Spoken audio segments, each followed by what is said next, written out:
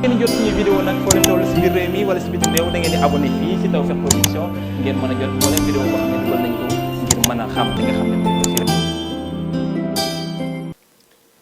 ma liral leen situation bu bés bi tey samedi 11 avril 2020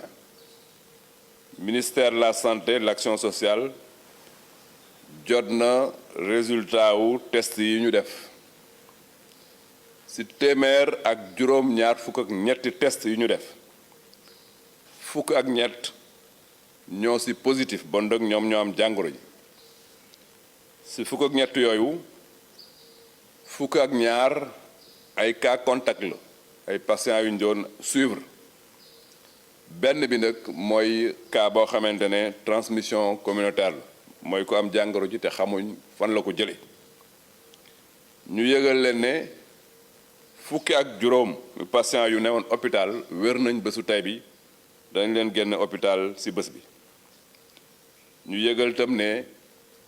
ñi nekk hôpital ñu ngi yëg tan bu baax bu ñu xaymaa ba mu démarré ba léegi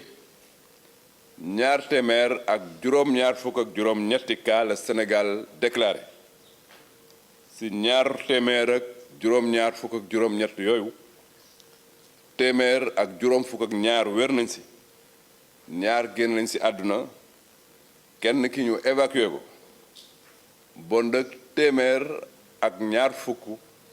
ak ñett ñoo nekk hôpital ñu leen di faj ministère de la santé et de l'action sociale mu ngi demander population yi ñu respecter bu baax ndigal yi ñu leen jox pour que ñu mën a daan coronavirus bi maa ngi leen di remercier. ngeen jot suñu vidéo nag foo leen toll si biir réew mi wala si bitim réew da ngeen di abonné fii si Tawfekh Production ngeen mën a jot moo leen vidéo boo xam ne